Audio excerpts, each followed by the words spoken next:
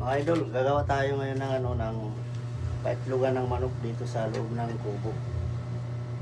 Ngayon, kasi mainit pa, kasi gagawa ako ng fish nito sa labas.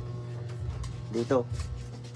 Gagawaan ko yan dyan ng ng net para di sila makalabas dun sa dagat.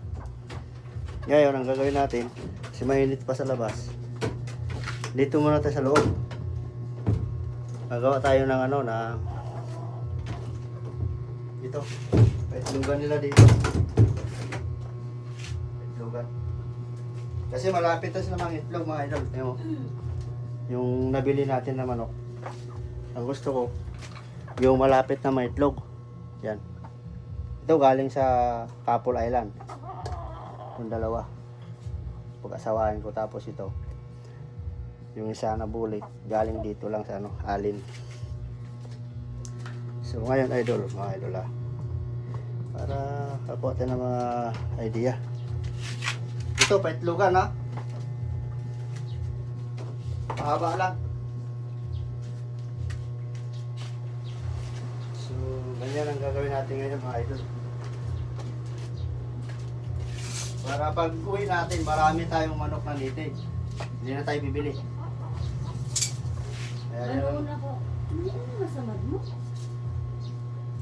Ganyan talaga, may sugat-sugat pagka Maloon ako Oh.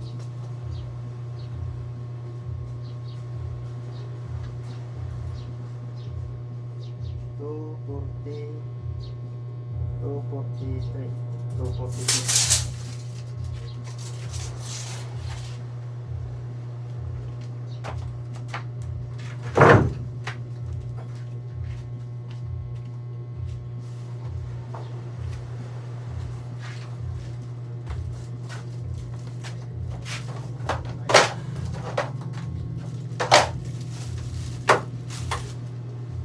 Init mga idol.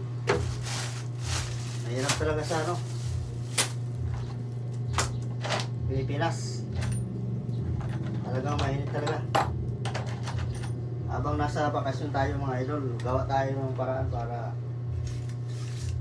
maganda yung pinabukasan. Diskarte ba? Diskarte.